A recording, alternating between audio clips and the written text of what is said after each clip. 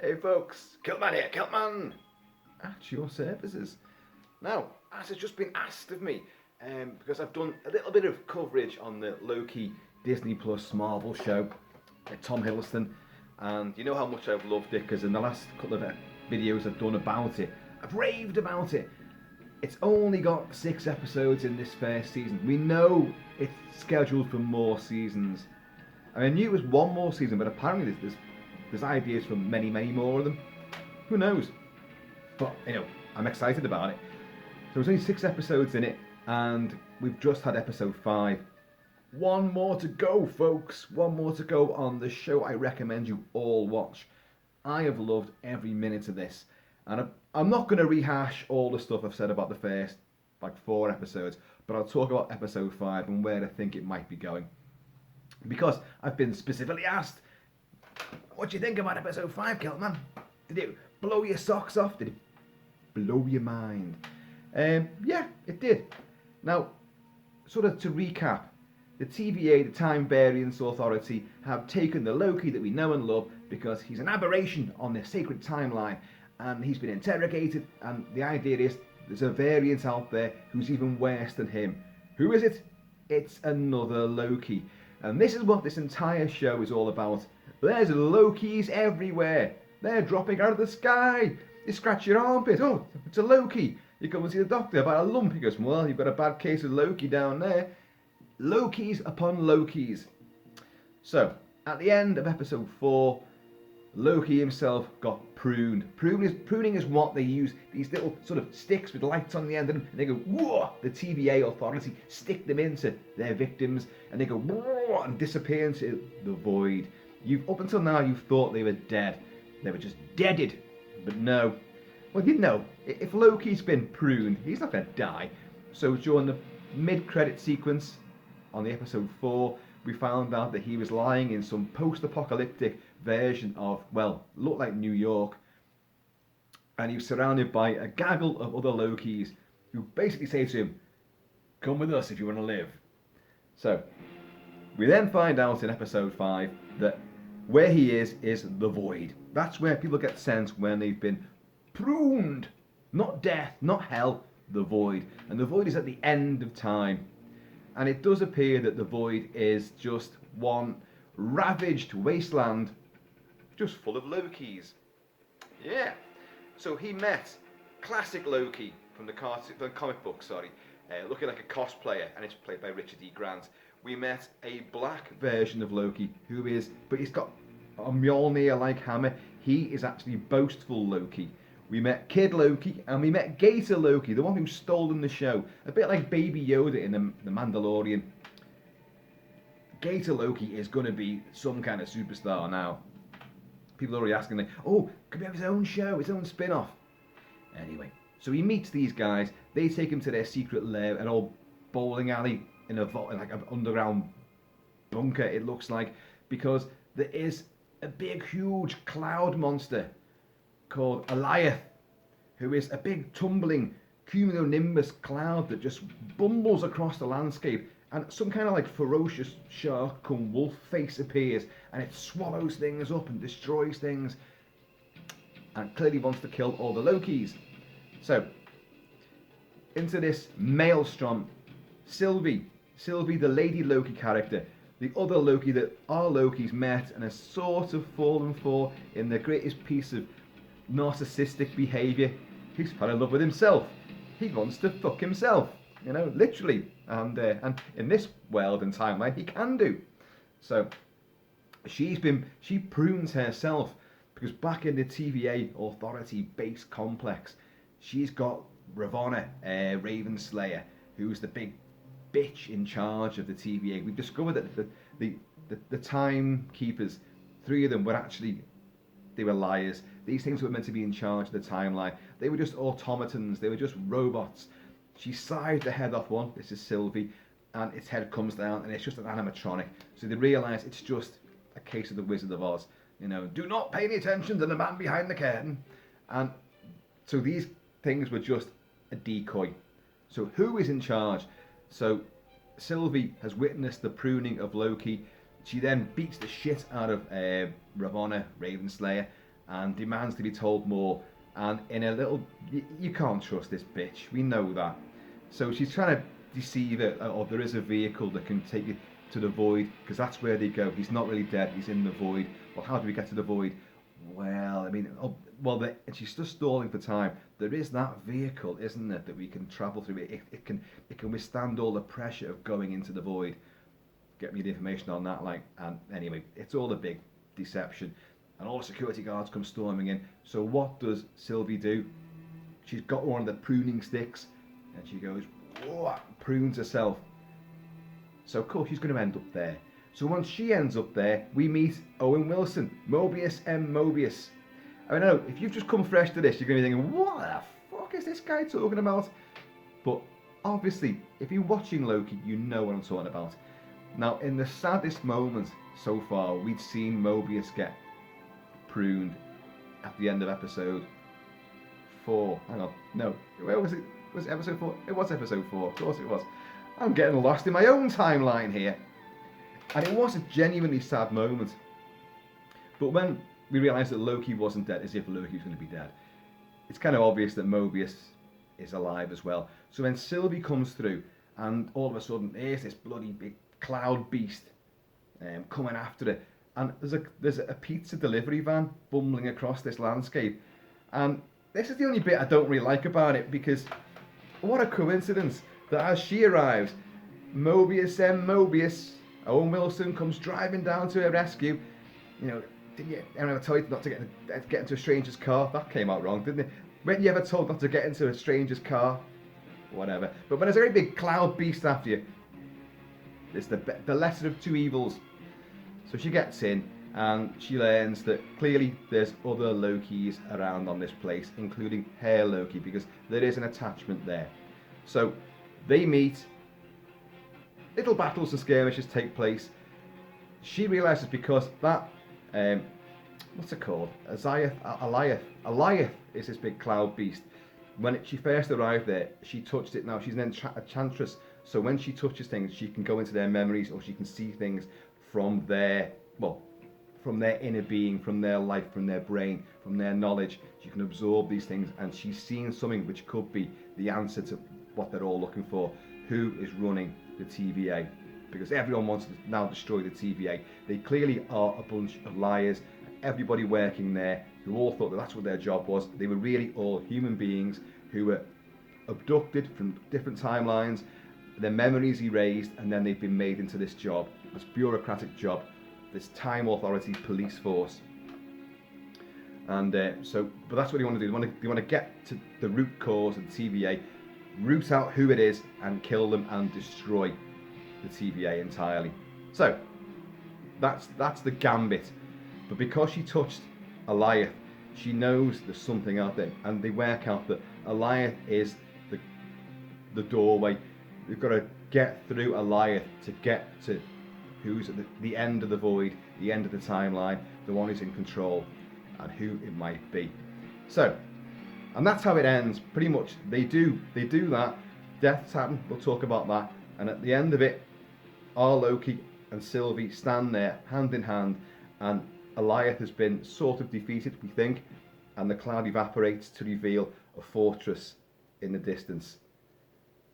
And it ends where, okay, that's where we're going. That's where it's all at. Whoever's created all this is in there. Off we go. You expect like a yellow brick road as well, but anyway, it's a big gothic fortress. So, this episode is, well, like all the others, fantastic. It crams a lot into it. I've only seen it twice. I've seen the other ones a few times over, but this one, the first time I watched it, and I watched it the day it came out. I watched it straight away, in fact, in the early hours of the morning. And I enjoyed it, but I thought, I feel a bit unsatisfied by this. And I've not been able to say that about any of the other episodes. And this one's got more fantasy and escapism and action in it. What didn't I like about it? A couple of goofy bits, but so I watched it again, and no, I was wrong. My first impression was slightly awry. It's actually fantastic, and I loved it even more second time round. And this show has always been packed with little Easter eggs there, little ideas and threads from the comic books, from the TV shows, from the movies, little things that people who know the mythology and the lore of Loki and the whole Marvel universe are picking up on. Like hints as to where it's going, what the next step is, who's behind it all. Lots of clues there. So in this blighted landscape, there are so many little references and visual clues. You've got a crashed helicopter with Thanos written on the side of it. Now that is a little in-joke because in one of the comics, Thanos is more of an, even though he's a great big interdimensional, I want to destroy half the living beings in the universe, a master manipulator and a titan of the cosmos. And he's flying a little helicopter. It's a kid-friendly sort of comic book, and he's got Thanos' own name on the helicopter, and he gets arrested at the end of that story anyway. So you've got that there. You've also got, in a great shot where all the new Lokis, or the other Lokis, take our Loki down below into this bowling alley, this decrepit bowling alley where they're all just drinking. Like, there's a big thing about vintage 80s and 90s drinks in this show, American drinks, high C and loads of other stuff. And I don't get all that cultural references. I've just heard that they've got so and so, and I don't really know if it's a proper clue or not. But as they climb down the steps, and there's a big shield sort of bunker door that they go under, and they're climbing down the steps. The camera pans downwards through all the earth, and we see a Mjolnir in the ground, buried in the ground. But not only that, we see what looks like a little tiny Thor in a bottle, jumping up and down, trying to get out of the bottle and trying to get some Mjolnir. And you're like, what's that? Well, I'll tell you what that is. It's Throg. And that is a variation on Thor. Thor, who is an Asgardian warrior frog called Throg. And in the comics, he does he does a fair bit of action. He is engaged in a war with the rats, and he defeats the rats, and he has his own Mjolnir. And where the hell? But that's a great little reference there. Some people have been saying like, because you hear a little voice as he's jumping up trying to get out of this bottle, but that's actually Chris Hemsworth's voice. I don't know. I really don't know. But it's a great little visual little trick you see. And they go, that's a little thought. So you've got to go and watch it again. See, and you peer in close, but it is a frog in Thor's costume. So once they're all in there, and Loki's getting the lowdown on why they're all there. This is just the end of time. Goliath is out there. We just have to fend for ourselves and survive. And Loki says, well, no, we're gonna band together and we're gonna fight. There's got to be a way through there. We're gonna take out Goliath. And all the rest of them just start laughing their heads off at him. And it's like, okay, I give up then. So he goes back up the steps, opens the hatch, and above him is another Tom Hiddleston Loki.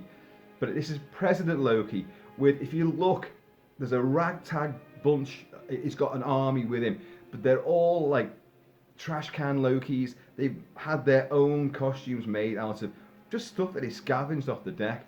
Sort of like a Mad Max style salvage wasteland sort of thing. There's even a guy with like an American football helmet on and two sort of the handlebars of a bicycle as his Loki horns.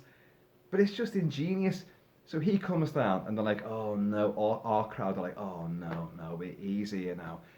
And it turns out that the black Thor Loki, which is actually boastful Loki, has made a deal with him. And he's saying, oh no, I made a deal. I gave you I told you where we were, but I want power as well. And President Loki's like, no, you've got nothing to do with me. You're going down as well. And then all the other Lokis turn on President Loki. In other words, Loki cannot trust himself. He is a slave entirely to his own behavioural pattern. He's a trickster. He'll stab anybody in the back, including and possibly especially himself. The void is just full of Lokis. Everyone's a Loki, and they all betray each other. So a little battle takes place. Gator Loki, in his starring moment, leaps at President Loki, Tom Hiddleston, and bites his hand off. And Loki goes, Aah! Massive battle. A massive battle. There's about 20 people in that room. Massive battle. What am I on about? And it's, again, one of my complaints about it is that the fighting can be quite naffly choreographed, and indeed it is in this sequence too. But then again, I think now I'm getting the point that it's meant to look a bit cheesy and stupid, because Loki's not Loki. In a couple of scenes in the movies, he gets his daggers out and he can do some stuff, but he's not your battler. He's not brawn, he's brains and bravado, but he's not, the actual proper combating hero type character, unlike his brother. So a bunch of Lokis fighting together, it's going to be sort of carnival-esque and pantomime. Everyone's swinging and missing and howling and yowling, and it's just done for fun value. Our bunch of Lokis, barring boastful Loki, escape. So we've got Gator Loki, we've got classic Loki, Richard E. Grant, and we've got our Loki. And they will meet Sylvie and Mobius, and they will concoct a plan. Look, we've got to get rid of this Alioth, this cloud creature. We've got to destroy that somehow and get through out of the void to what's lurking at the end of it. Makes perfect sense, I think. And but Mobius, they've got the £10, those little control things which open portals and doorways through time, because Sylvie's knit one brought it back. So Hiddleston says, Hiddleston's Loki says, I'm staying in the void with Sylvie, because Sylvie's mission is definitely, her mission all the way through this has been to find out who abducted her when she's only a child on Asgard, and from her timeline, and has corrupted all these other people and made horrible different timelines and pruned people, and she wants to find out who the bastard is behind all this and destroy them. For her, it's personal. For our Loki, it's now personal because he's been messed around with so much, but he's also clearly infatuated with Sylvie and vice versa. So he says to Mobius, I'm staying with her. And all the other Lokis who come out, they said, well, we're staying as well. But Mobius goes, well, okay, but I'm going back. What are you going to do when you go back there? I'm going to burn the TVA down. So it opens up a doorway. And in another touching moment, because the whole thing, even though it's only the first 2 episodes really where you've had, and maybe the fourth one, where you had Loki and Mobius bonding, albeit reluctantly to begin with, the chemistry between Hiddleston and Wilson has been just beautiful to watch. And they have a lovely touching moment. They're about to shake hands, and our Loki just goes, no, gives him a hug. Thank you, my friend. And you get the impression he really means it. I know a lot of what Loki says is like a shovel full of salt, whoosh, but you kind of get the impression he means it. But as they're hugging, Sylvie's over there, and Mobius goes like, "You're my favourite," and off he goes through the time portal doorway. Whoop, he's gone. We don't see what he's gone back to, but he said it's gone back to TVA to wreak havoc. So now we know that Sylvie needs a distraction so you can lure Alioth in, because once you're out there in the wasteland, it's going to come for you. But she needs it to be distracted by something else so she can put her hand into it and like use her power to enchant it and open it up and dissolve it. So our Loki does a bit of a run around, drawing the attention of the beast while she's getting closer to it, but it's not looking like it's going to work. So classic Loki, Richard E. Grant, because him and the little kid and the Gator Loki, they're all walking off. Like, good luck to you guys. We're going to do what we do and have been doing for centuries. We're going to survive day to day.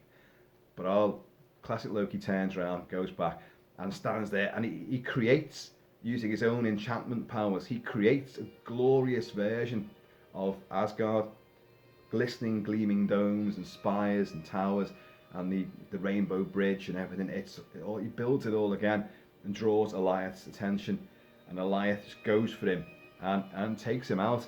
It's cumulonimbus jaws open wide and sweep through him, and only his helmet comes bouncing back, all scorched and blackened and burned, and he's gone. Well, is anyone ever gone in this universe? Apparently not. And then, as I say, Sylvie gets hold of it, like manages to evaporate it and cause like a hole within this huge cloud, and they see this castle. Off they're going to go, she and our Loki. Another great element that crept into this, which I thought was lovely but unusual, and I hope they expand on it more. At one point, this is when Sylvie realizes that Goliath, this cloud beast, can be distracted, is when a US warship suddenly appears out of nowhere with all the men on board it, and they've got the guns, and Goliath's coming for it, and they're firing stuff at it, and this cloud just comes in and engulfs it. So that's when Sylvie realizes that warship is the USS Eldridge. The USS Eldridge is the ship which allegedly was involved in what's now known as the Philadelphia experiment, where the US Navy in 1943 were conducting experiments in electromagnetism to try to render a ship invisible on radar using intense naval generators and magnets on board the ship.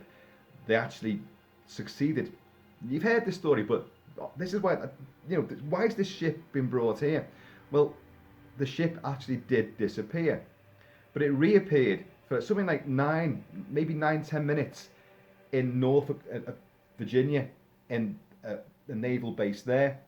So it went from the Philadelphia docks to Norfolk, Virginia, where it appeared for maybe 10 minutes, and then disappeared again and arrived back in Philadelphia. And to this day, many of the crewmen died, many went mad, many just never came back. There was a film in the mid-80s with Michael Paré in it called The Philadelphia Experiment, where they get catapulted back, into the future. But there's a great, horrible sequence where some of the men have been melded with the metal, so you've got an arm, a leg, and half a head sticking out of a bulkhead, and you're like, oh my god. But I have the original book written by Charles Berlitz, who wrote the numerous books on the Bermuda Triangle about the Philadelphia experiment and what happened with the USS Eldridge. And there's a lot more mysteries and many mysterious deaths when it was all going to go to court. People were going to give evidence. Funny how they never made it to court to give evidence. And some committed suicide. How can you commit suicide with overkill? They took tablets and drank themselves to death, and yet were found in a car with a gas pipe going into the window, but were still able to write a note, and still able to. They were alive when they were found, but they died in our arms, say the emergency services. Yeah, they were fucking murdered. So, but this is a great little touch. It arrives in our void, and then gets engulfed by Goliath. What's that about? Why does that happen? Because that ship disappeared in genuine terms, apparently, but then reappeared. It didn't go all together. I wonder if that's going to play a part at some point. I don't know. I really don't know. It's an interesting touch. It's a bit like in a Close Encounters of the Third Kind, the special edition, where you get the Cotopaxi ocean freighter, which they find in the Gobi Desert, and that's a ship that disappeared in the Bermuda Triangle. And in Spielberg's movie, the aliens have obviously took it, because they took Flight 19 as well, and they've just dumped it in the middle of the desert. So is it some kind of reference to like the whole time thing, electromagnetism? Just an interesting thing though. Also, when you see the remains of what is Stark Tower, which you saw initially, it's not got Stark on it or any Avengers thing, it's got Quang. Now, Quang is everyone's been saying, the guy behind all this is going to be Kang the Conqueror, which we know is going to be in the new Ant-Man and Wasp movie, and he's going to be played by Jonathan Majors. We know this, so that reference, Quang, on the side of this tower, this collapsed tower, which is Stark Tower, is a reference to one of the timelines in the comics where a fellow called Nathaniel Parker, he was a big businessman. It's him who takes over Stark Tower and all the industries therein, but he's actually it's an alias. He actually is Kang the Conqueror. So there's a little reference there again. There's also Yellow Jacket's helmet is also seen as well, again from the Wasp and the Ant-Man universe.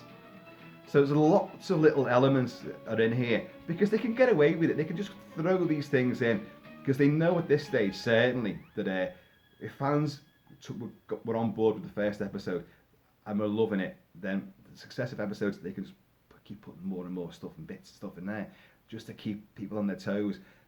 Everyone's been saying, it's Kang the Conqueror who is behind all this. I really don't see that being the case. It's pointing that way, but that's too friggin' obvious. Can't be the case. Plus, I really don't see how the end of this series is going to introduce what's going to be a huge villain in the next Marvel movie.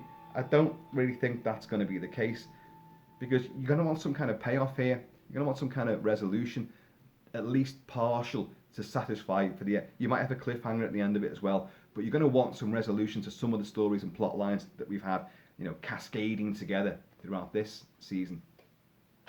So, and I'm not alone in thinking this, that really behind it all is going to be another Loki, just another variant, and that pretty much I think you'll find that everybody who was in the TVA, they're all Lokis, all of them, every single person there, possibly even Mobius.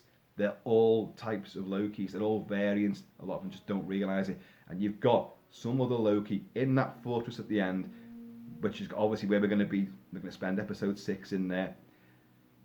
It's going to be just another Loki, because in one of the trailers way back before the show started, there is an image of a Loki in resplendent golden armour, and that's meant to be King or Emperor Loki. Now, we've seen President Loki get his hand bitten off by Gator Loki. Loki, Loki, Loki! I've said the word Loki so often now, it doesn't sound right. You think, am I pronouncing that right? Loki? But that's what it's all about. It gets inside your head, this show. And with this beautiful music by Natalie Holt, I am going to do a video on this soundtrack alone, because it is so beautiful, so wacky, so way out, and so incredibly moving as well. Never have I heard anyone make the electronic instrument, the theremin, the unique sound of sci-fi. From the 50s and 60s, the theremin was used in pretty much every sci-fi movie going, and its warbling, weird, ethereal, spectral sort of sound became the vocabulary of fantasy and sci-fi. But never have anyone make it so sad as she does. She can turn that theremin sound into a very heartbreaking, tragic, and elementally moving piece of music. It's wonderful stuff, but I will spend a lot more time on the score, because it's definitely worth it. And Natalie Holt's an amazing person as well, so we need to speak more about her. But this show it started off at a high note, and it's just got better and better and better, with lots of moving moments, lots of comedy, lots of visual asides, lots of Easter eggs, lots of reference points, and a great trajectory where we're heading towards something which, because it's on a weekly basis, that quaint old-fashioned thing about a serial, one episode a week, instead of binging it all in before breakfast, which you can do with most shows now. All the secrets are out. We're all on the same page with this show. We're still waiting for the big climax. We're all being dragged and sucked towards the vortex at the end of this, the void at the end of time. Now, only a fool would think that all the secrets are going to be given away in the next episode. All they're going to do, they're going to answer a lot of things, but those answers will open up doorways to infinite more possibilities and mysteries. That's how this sort of thing works. But you have to give a satisfactory payoff to the end of season 1, but build on it. Give a hook, so we're going to watch more. Obviously, that's how it works, and I think they'll do it. It's written very well. I've heard complaints that this whole thing could be condensed into a 2-hour movie. Well, yes, it could. But a lot of the splendour of this has been just the interactions and the conversations and the dialogue between characters, the quieter moments, the tender moments. And episode 5 had one as well, where Sylvie and Loki are sitting outside this sort of, they find a cave to, hide away in. This our little mob. Not President Loki and all the others, who've all presumably killed themselves, like a big mass betrayal, an uprising against each other. So they're sitting outside this cave and just observing this blighted wasteland, and Loki manifests a magical blanket around himself to keep him warm, and then he makes it bigger so it envelops the two of them, and it's like he shows us a blanket. It's more of a tea towel. But the bond between those two is still building, and it's touching. As I said, Hiddleston is a great actor, and he can play the most outrageous, camp, stupid OTT of characters, i.e. Loki. But in this, he's proving he can give Loki heart, depth, soul, emotion, and real credibility within this fantastical milieu. And speaking of that milieu as well, I'm loving the visuals. There's so many effect shots in episode 5 where you've got like two characters smack bang in the centre of sort of the mid ground of the screen, mid frame, but they're in the distance, and the vast landscape, and Alioth the cloud is swirling round, and the camera comes swooping across them, and it looks like they're two miniatures on a huge sort of wargaming table, but it isn't. They're not miniatures. They're obviously, it's visual effects, but it's the real characters there, so CG and photographic effects. But and you think, oh, that looks like a model landscape, but it's not. It's not the way it looks. It's crafty. I was looking at it, mesmerised, thinking, I'm not sure why that looks so good, but so weird, and I just can't work out how it's been done. But it looks astonishing. It really does. I love it. I actually love this show, and I know already that I'm kind of dreading. Can't wait for episode 6 and all the conclusions, possible conclusions. See what theories have come true, see who's behind it all. It's Loki. It's another Loki. I'm sure it is. But it's always tinged with a bit of like pathos and sadness because you don't want it to end. You want, it's over. But then again, you don't want things to outstay their welcome. So 6 episodes that's not a great long run, is it? 6 is only a very short show. But I hope it works. I hope it gives us a big payoff and opens the doorway to a lot more, because Loki can just exist in any timeline, do anything he wants, anywhere, to anyone, and we're still going to love him for it. Cheers, y'all. So they're my thoughts on episode 5 and where it could be going. It continues to get a resounding 2 thumbs up from me. If I had more thumbs, I'd stick them up as well. But I'm limited at the moment to just them 2. So, if you haven't watched Loki, well, you really don't fucking need to now because I've told you everything about it. But I recommend you do. And those of you that have watched it, are we singing from the same hymn page? Because I think it's electrifying and I'm really enjoying it. Quirky, weird, offbeat, off kilter, off the wall, but charming as well. Full of excitement, full of intrigue, full of mystery, and full of very interesting characters who have a depth to them. And I want to see more of Richard E. Grant as the comic book classic Loki. Because has he been swallowed up by the cloud, the big shark wolf cloud? No one dies. And death, it's just another doorway, isn't it? This thing's about doorways and portals, so nothing lasts forever. Or rather, everything lasts forever. Folks, I have been, always shall be, Kilt-Man. Please, be happy, be safe out there. Enjoy your work. If you don't enjoy it, get another job that you do enjoy. So, in the meantime, and this ethereal, bizarre in-between time, keep it kilted, keep it Celtic, and I'm going to see you all laters.